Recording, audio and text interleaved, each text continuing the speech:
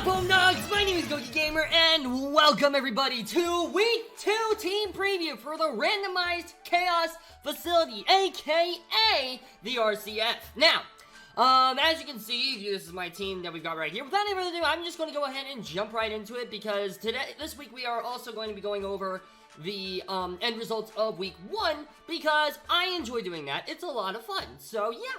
But anyways, sorry, my voice is not warm at all. Just as a refresher for what I've got on my team, we have got Snorlax, Necrozma, Alakazam, Clefable, Bisharp, Porygon Z, Pelipper, Chansey, Gardevoir, Charizard, and Hitmonlee. Before I go on any further, I should probably, also mention, we are going to be taking on one of the brand new coaches that we have yet to battle. Actually, in like, ever. We are battling Sythe and the Atlanta Braviaries. So, it's going to be a very, very exciting match. I'm really looking forward to it. We're actually doing it later tonight as of the time I'm recording this, which is Thursday. So, it's going to be pretty epic. Let's see here. Right now, our current kill leader is Alakazam at plus 3, in differential. We've got Necrozma Duskmane next at, plus 2, because while it also got 3 kills, it died during our fight last week. And then everybody else is tied besides Charizard, who's at -1. Now, just to let you guys know, this team is not going to be the same Week 3. The reason being is because a couple of people force traded some of my mons. It was a very sad time. I'll get to it though once Week 3 comes around, because it's going to be it's going to make for quite the interesting fight next week. So, let's see. Also, our power was Dynamax Block. I will say who I used it on in the battle after the battle ends because I like doing that. So, or like after this week's battle. I'm sorry, I'm tired. But anyways, let's go ahead and check out my opponent's team. So, my opponent has got Inteleon, Solgaleo, Ditto, Magnezone, Sharpedo, Arcanine, Mamoswine, Necrozma, Cofagrigus, Seismitoad, and Cramorant. He actually lost his last battle. He lost against Geo. I believe it was a 1-0. Yeah, it was a 1-0, but Geo's last mon died to Life Orb. So that's why he only has 4 kills instead of 5.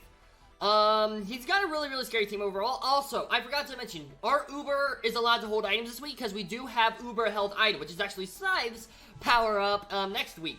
But, we are allowed to hold on an item, and I will get to that in the strat. It's unfortunate, though, because the one time I'm probably going to get Uber held item on an OP Mon is versus the team that has Ditto. So Ditto's going to be a big problem for us, for sure. His kill leader currently is actually Arcanine, because Arcanine picked up 2 kills, but that makes sense because Geo's team is half grass. A lot of things, he's got a lot of scary mons on his team. In terms of the things I'm worried about him bringing, I'm thinking he's probably going to bring Inteleon, Solgaleo, Ditto. If he's smart, he brings Ditto. I think there's a very good chance he brings Sharpedo. He could bring Magnezone because I don't have a ground type. So I could definitely see a Magnezone coming. And Arcanine could come, and the Necrozma could come. Those are the mons I'm, like, worried about the most. Cofagrigus could also be an issue, and same with Necrozma. All of those mons could be a very, very big issue. In terms of mons I don't think he'll bring, I don't think he's going to bring Seismitoad or Cramorant. Those two are the only ones that I'm like, and probably not Mamoswine, compared to everything else he's got on his team. Those are the mons that I feel the most confident in saying he's not going to bring. So, yeah. Inteleon, Solgaleo, and Cofagrigus all have not had a kill, and they all died once. And Ditto has gotten a kill and died, and Mamoswine's gotten a kill and died. So, but yeah, like I said, I don't think he's going to be bringing Mamoswine, Seismitoad, or Cramorant. Everything else has a strong possibility of coming. Inteleon, Solgaleo, Ditto, I feel like are must-brings. Sharpedo, I feel like is very much a must-bring. But I actually team-built against Monk, and Monk did not bring Sharpedo, he brought Seismitoad. But again, I think he'll bring Sharpedo just because of Speed Boost and Protect, you know, that whole strat. Because that goes in on my team a lot harder than Seismitoad does. But, you never know. We'll see. But anyways, let's go ahead and jump into the team preview. What? And we are back with the team preview. So, as you can see, this is the team we are bringing. I'm actually really, really hyped up about this team. I'm not gonna lie. This is one of my proudest teams I've ever built, in my personal opinion. I'm not going to lie. Because, it just works really well together. And also, it includes a lot of Pokemon that I did not think would get included in this, league. I didn't know if I was ever going to use some of these Pokemon. So, I'm really hyped to be using them week 2. But anyways, let's go ahead and get started with it. So, I'm certain you all are wondering what my Uber held item is going to be. You guys can already see it. It is a weakness policy on Duskmane Necrozma with the ability Prism Armor, with max HP, 236 speed, 20 in special defense, and an adamant nature. Now, like I said, he's got Ditto on his team. That's a very big concern of mine. I do have other ways to counter it though, or at least weaken it to the point where I'm able to safely go in with Necrozma, for a late game sweep. But, Necrozma is definitely one to worry about. Photon Geyser is obviously Photon Geyser. Dragon Dance, we've got Dragon Dance on here for a little bit of an added speed boost. Moonlight is there to restore HP, and Knockoff is there to deal damage. So, while this doesn't hit the Sharpedo super hard, it's the only thing that it doesn't hit super hard. The whole strategy with this thing is, versus Ditto, is if I set up a +1 with an attack and speed with Dragon Dance, I can, and I'm at near full, I can bait out the Ditto. Ditto comes in, while it gets the boost, it knockoffs me, and I can choose either Moonlight or Dragon Dance depending on what I want to do. The knockoff will trigger the weakness policy, which will get me to +3. Then I can OHKO the Ditto back with knockoff, and I'll also outspeed Scarf. That is the point of this set right here. Believe it or not. And even if it's Scarfed, I can just click knockoff anyways, and it'll die. So, it's great. I love this thing. Necrozma is going to be a very, very big clutch for this match. I have a feeling as long as I'm able to play around the Ditto effectively, nothing else is going to want to switch into this thing, and it's just going to claim lives, which will be great. But anyways, next mon, I apologize for my voice, by the way. My voice is dead. I don't know why. The next mon we have got is a mon that I'm super excited to be bringing, and is a backup Necrozma Ditto counter. That Pokemon is the General, aka Bisharp, holding the Life Orb with the ability Defiant. I just realized my OBS is, come on, mouse. My mouse has been really buggy lately, and I hate it. I'm sorry about that. I apologize for my OBS being in the cut. But anyways, Life Orb. We've got Life Orb Bisharp with the ability Defiant, Knockoff, Power Up Punch, Sucker Punch, and Rock Polish. Max attack, 244 speed, and HP is at 12. This set, once I set up to +2, outspeeds, I believe, his next fastest mon, that's Scarfed, which is Arcanine. Solgaleo is a little bit faster, base 97, but we don't have to worry about Solgaleo being Scarfed because Solgaleo cannot hold an item. Because unlike me, my opponent cannot use an Uber Held item because he didn't get that boost. But yes, the ability is Defiant. The moves are Knockoff, Power Punch, Sucker Punch, and Rock Polish. So, if I had to send this thing in versus a Duskmane Necrozma, I can just Sucker Punch, and it'll probably take it out once it has a little bit of it'll take it out if it has a little bit of chip on it. So, that's the point of Sucker Punch right there. Knockoff is there as well, just to try to knock off items, if I can bait the Ditto out and, like, knock off it. Power Up Punch is there, just so that way if I'm able to, like, get a +1 in, or something, like, +1 attack in, or something like that, that would be great. Rock Polish is there to get +2 speed, so that way I can start claiming lives. And then the ability, like I said, is Defiant, because, Arcanine with Intimidate is there. If Arcanine comes in with Intimidate, and lowers my attack, then my Defiant will not only negate that, but also give me a +1 attack instead. So, and also, Arcanine's like one of the best answers for this thing. So, you know, it's great. It's great. I love this thing. So, this thing I am really, really excited on bringing. So, yeah. Next up on the team is the Sythe, aka Alakazam. It's an interesting set this week. It's a very, very interesting set, but I'm really excited for it nonetheless. We got the ability Magikarp once again, but this time we got the ability Focus, or the item Focus Sash. And we've got the moves Psychic, Energy Ball, Thunder Wave, and Counter! It's crazy, I know.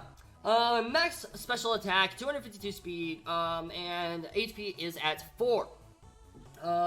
This thing is meant to claim lives, but it's also meant to Thunder Wave things. Like I said earlier, I had a strat that involved weakening things down for Duskmane. This is one of the biggest ways to do it. Thunder Wave is able to paralyze anything that is not ground or electric. So while Mamoswine and Magnezone won't be able to get paralyzed, I'm not too worried about those things. Or Seismitoad, but like I said, I'm not worried about Seismitoad either. I have Energy Ball for that thing. Energy Ball is there to take care of the Mamoswine and Seismitoad, just in case. Psychic is there for Stab Psychic. Thunder Wave is there, like I said, to paralyze things, so that way the faster mons will be weakened by the time Duskmane Necrozma comes out. And then Counter is there, just in case something like the Sharpedo wants to land a Crunch or something like that, and I'm worried about it, then I can just go ahead and counter and then just deal the hit back, immediately knock something out. So like if Solgaleo comes in, I can Thunder Wave it. If I miss, then count as a great backup resort, and then it just claims the life. That's literally what it does. It claims the life. So, and because Alakazam outspeeds pretty much everything, it does outspeed everything besides the Inteleon and Sharpedo +1. It's just going to guarantee outspeed something, and it's great, and I love it. So yeah, there. Anyways, the next mod is another mod I wasn't sure if I was going to be bringing ever, and I'm really excited that it's making an appearance. We have got Happiness the Chansey. I'm so glad I kept this thing. I'm so glad I went with my gut and kept this thing. It is great, and I love it. We've got the Eviolite, of course. We got with Natural Cure, which upon switching out gets rid of her status problems like poison, paralysis, etc. And we've got Seismic Toss, Thunder Wave, Soft Boiled, and Teleport. So this thing is meant to just paralyze things. That's the main purpose of the set. And also get some chip off if I need to. Again, like if I hit something like the Ditto with the Seismic Toss, then that means the General can come in, Sucker Punch as a Duskmane Necrozma, and then it dies. So it's great. Thunder Wave is there to paralyze things, like I said, the exact same reason.